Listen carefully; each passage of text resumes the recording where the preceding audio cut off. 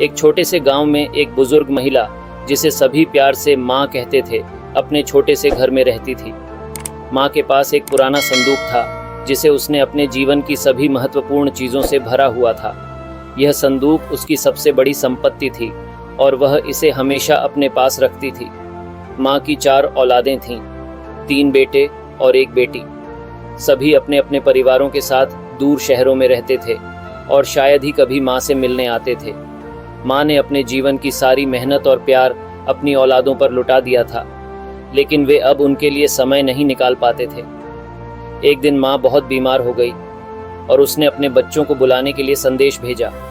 सभी बच्चे तुरंत गांव पहुंचे और माँ के घर के पास एकत्रित हुए। माँ ने उन्हें देखा और अपनी कमज़ोर आवाज़ में बोली, मेरे बच्चों, मेरा समय अब नज़दीक आ गया है। मैं चाहती हूँ कि तुम सब एक बार इस संदूक को देखो। इसमें मेरी ज़िंदगी के सारे महत्वपूर्ण चीज़ें हैं। सभी औलादें उस संदूक के पास गईं और उसे खोलने का प्रयास किया, लेकिन संदूक पर ताला लगा हुआ था। माँ ने ताले की चाबी अपनी बेटी को देते हुए कहा, मेरी बच्ची, यह चाबी तुम संभालो और इस संदूक को खोलो। बेटी ने चाबी लेकर ताला खोला और संदूक का ढक्कन उठाया। संदूक के अंदर उन्होंने कई पुरानी यादें, तस्वीरें, माँ के लिखे हुए पत्र और कुछ कीमती आभूषण पाए।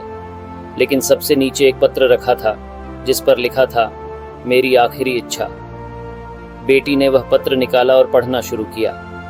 उसमें लिखा था, मेरे प्यारे बच्चों, यह संदूक मेरी जिंदगी का प्रतीक है। इसमें तुम्हारे साथ बिताए गए हर पल की यादें हैं। मेरे पास धन दौलत नहीं है, परंतु यह संदूक मेरे प्रेम और आशीर्वाद से भरा है। मेरे जाने के बाद मैं चाहती हूँ कि तुम सभी मिलकर रहें, एक दूसरे का साथ निभाओ और इस संदूक की तरह एक दूसरे की यादों और प्रेम को संजोए रखो। यह पढ़ते ही सभी औलादों की आंखों में आंसू आ गए।